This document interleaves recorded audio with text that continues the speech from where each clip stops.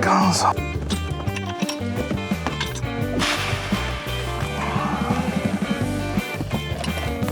All right, so we got the seat out of the truck now. I'm gonna show you why we can't just use the GM stuff or explain it. So this right here is the TED, and how it works is it reverses polarity one way and it makes heat. It reverses the polarity the other way and it gets cold. In itself, that's great. The problem is with this setup, it runs a 5-volt reference called CAN bus. That's what all the new cars have and stuff. That's why it's hard to so we have to kind of go around that stuff for these seats and things like that. It's not just power and ground like it used to be, because they're trying to make it proprietary where you can't work on it or change it and put it in other trucks. So with that being said, we've obviously got around the power section here with the big red and the big black one here. And then the memory on the other seat has one other wire, but that's for power right there. That's in one of our other videos. We cover how to wire them and everything like that. So this video is going to be specifically on the leatherseats.com Gentherm setup, which is actually who makes these things for GM right here. Lucky for us, we already have the perforated leather. We have the perforated mats, which look like this right here. Luckily, they're already placed in the seat, so we don't have to hopefully mess with any of that. We shouldn't, because this stuff should just plug right into the ductwork that's already there. But basically what we're gonna have to do is we're gonna have to tear into the seat a little bit further than I was expecting to, because whatever engineer at GM, I guess, can't say that. Anyways, we gotta take the seat bottom off to get these 4 screws out. We're gonna get those screws out. We're gonna come in here and take the control module out for all of the GM heated and cooled seat stuff. And then hopefully this Gentherm stuff from leatherseats.com should pop right back in place. The back seat's gonna be cake. As you've seen, I already broke one of the backs on these, so it normally just falls off half the time anyway, so hopefully it'll come right out. And the back one should be no problem. This bottom one's gonna be a little bit harder. Hopefully all the mounting stuff is the same. It'll just screw right in there and be awesome. We'll put the little control module in here. We'll 12-volt wire it up, and then the only other thing I watched in the instructions that you're gonna need is a relay so that you can have constant power going to it, or key on power going to it, and then have it go when you turn the keys on. So we'll get started.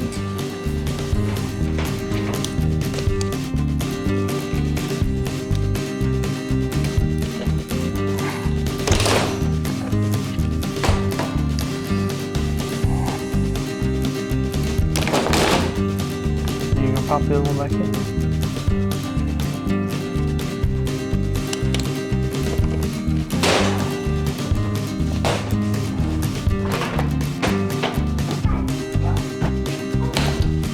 Okay.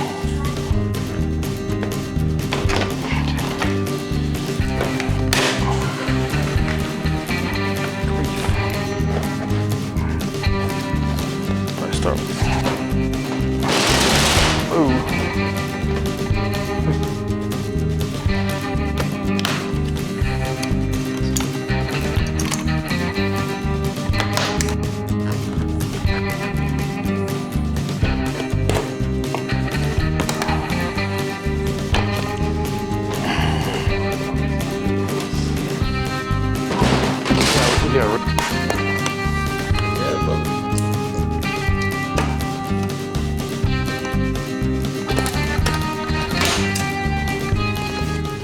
all that. This is how you pop and put it on the seat.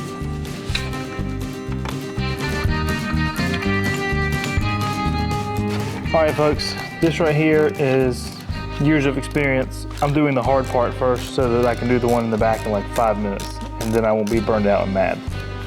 But whatever little person at GM thought it was a good idea to put these seats in backward, put these screws in from the top, there's a special place for you somewhere in the junkyard. Hope you're a technician now and having to replace these after your genius idea to put them in like this. In roughly under an hour, we have got this GM unit out. This is the bottom one. It's arguably going to be the harder one because of where the screws are located. This one up here should be easier because the screws are right here. It should just be wham bam out, wham bam in, good to go. Stand by. and we'll let you know if that's true or not. But under an hour to get the thing torn down. It's probably going to take me 2 hours to put it back together. Hopefully not, but we got to make sure we get all this stitching tight and everything. If you come around here and look, you'll see we did not unwrap the seat because hopefully I'm not going to have to go in there and do that. We basically just unclipped it from this base. I did take these screws out. If you're doing this at home, you don't have to do that. I was thinking I could just take the whole base loose, but not how it works. This is like a subframe on the main frame of the seat here. But you'll come in here, you'll pop this. You just saw probably in the video, you take these 3 screws out, bam, it falls out. So this whole kit is from leatherseats.com. It's to add it on a truck that didn't have it. Obviously these seats already have it, so we're just gonna basically make it where it'll run without CAN bus, which is how these are designed. You're gonna get 4 of these little pads. These either go in the back or the bottom. I didn't read that far in the directions because I don't have to do that. But there's these here. And then there's these other ones right here. And from what I can get out of the instructions, you're gonna lay these down like this. This is the template for the pad. Don't really know why you would need that. This is the template for the exhaust bezel if you're gonna have to cut it into one of these seats. Luckily these seats already have it, so no problem there. But that's the exhaust bezel.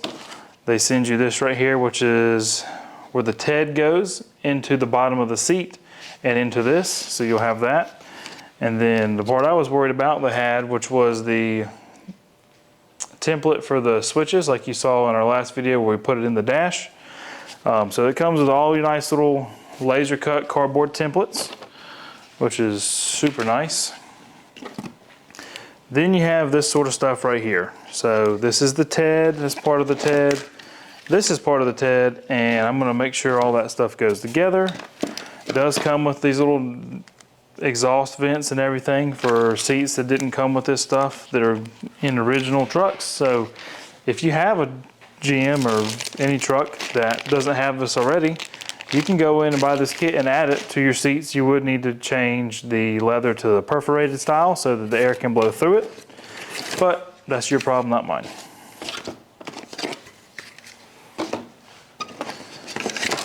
So you got 4. Should have done this differently.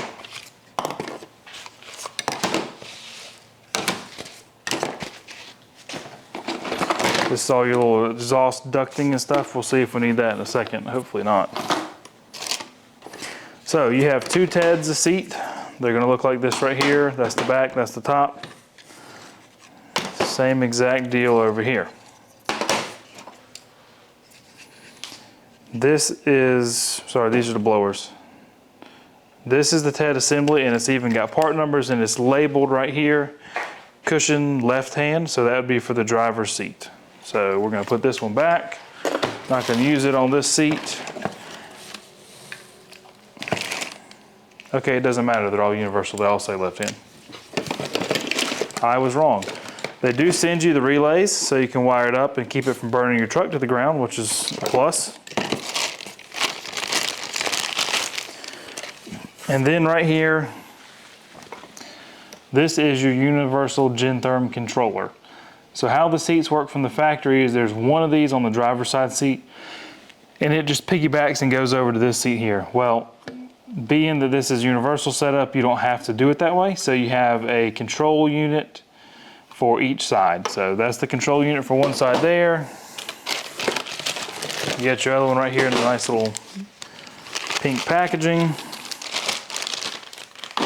And then like they say in their video, this wiring harness looks kind of daunting, but once you get down to it, you're gonna make all your plug connections and then bam, 12 volts to the relay, to your key on power, and then it plugs in your switch and you're rocking and rolling, you got heated and cooled seats. So really sweet setup. I think these are $375 or something aside on their website. So if you just want to do your seat and screw the guy that rides next to you, or no one ever rides with you because it's your work truck and you just want heated and cooled seats, you can buy one side, do it, and just leave the other side alone.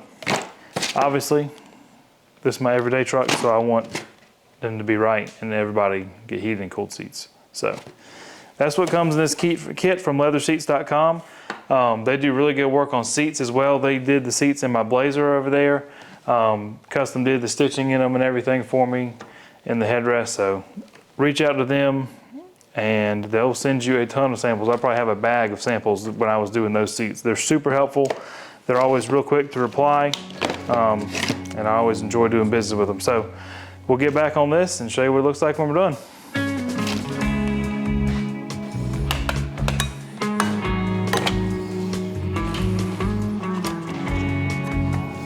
It's really scary when it does that. I'm like, just destroy something. So that's like the intake sock. And then we got the same annoying setup.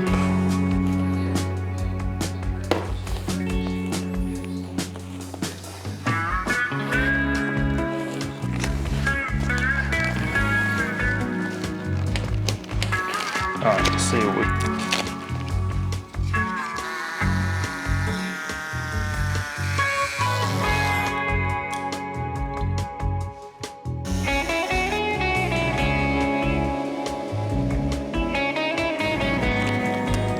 We haven't ruined it.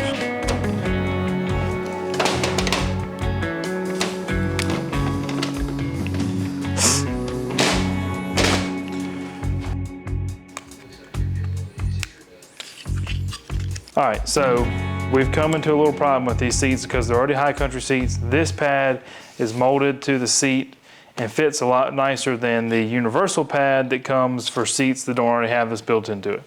So what we're trying to do now is, rather than use that one and not have as much coverage and a lot of other things, we've taken this piece that comes down through the seat.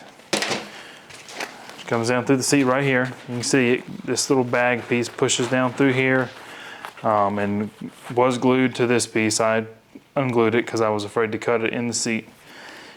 Anyhow, we're going to reattach it to this here with some sort of glue or adhesive or something or other. And then the next thing we got to do is figure out how to attach it to this piece, which is attached to the TED, and then that will be installing it how Leather Seats and Gentherm want you to install it, but still using this factory GM pad and basically making a lot less work. So that's what we're going to try to do, and we'll see how it goes. All right, so we've got the back of this leatherseats.com system installed here. All we did is come right up here and zip tie in right there. Left it hanging right here like this. They want you to run this vent piece all the way down and out if you don't already have upgraded seats. Of course, this is the high country seat, so they already had the ventilation in the back. That's what those little vents are in the back there.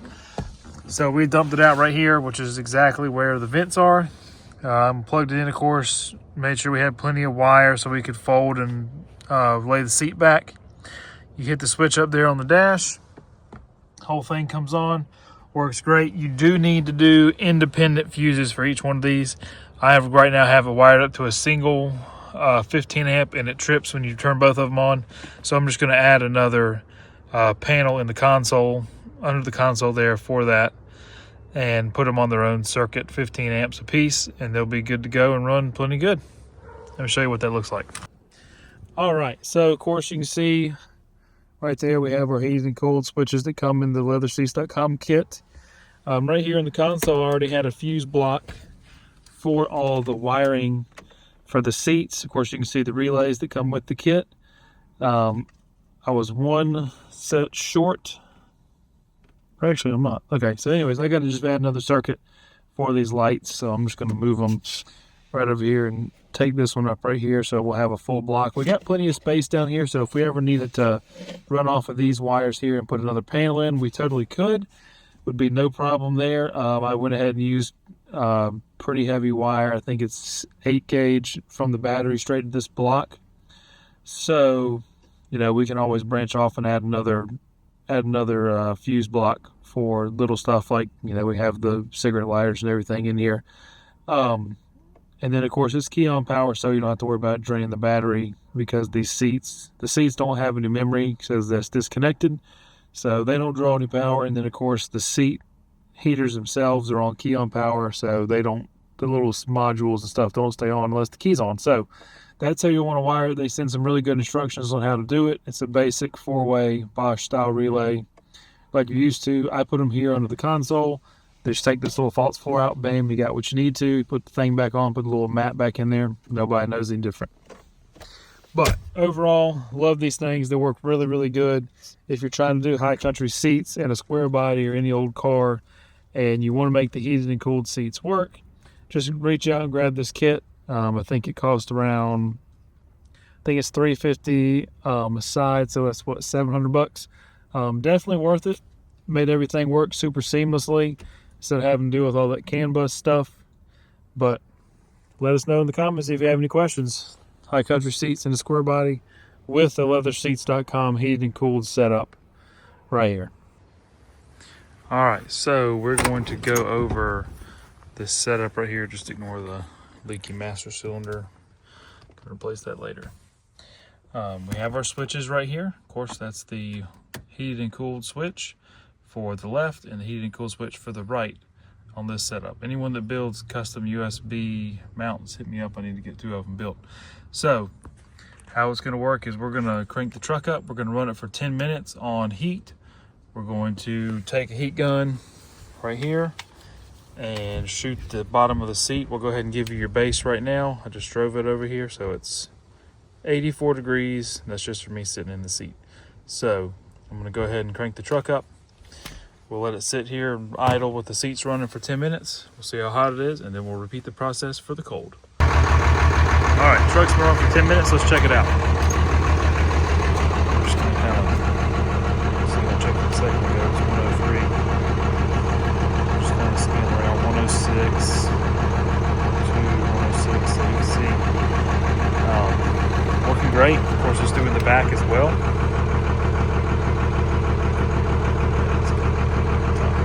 See 120, 122, all here in the back where the pad's at. So working really good on heat. We're gonna shut the truck off, let everything cool off, and then we'll go back to doing it on cool, and we'll let you see that as well. All right, so we're gonna use the passenger side for our cooled side. Here's your control right here. 77 degrees. So that's what the other seat would have started at too, had I not been driving around and you've been sitting in it getting the seat warm. So now I'm going to fire the truck up, put it on cool for 10 minutes. We'll check back. We'll go ahead and do the back too while we're 76 all the way around. So we're going to fire it up, test the back, and let you see what it's going to do. All right, so we've been running for 10 minutes here. We're just going to sweep around on here. You're looking in the lower 70s. Of course, when it's blowing directly on you, it feels a whole lot cooler than that. Back here where it's coming into the pad, 70s, back is the 60s to 70s, so right around there. That's pretty much what you're looking at with this setup. Overall, really like this setup. I definitely recommend it, especially if you're putting the high country seats in a square body and you don't have a way to get CAN bus signal. That's the way to go.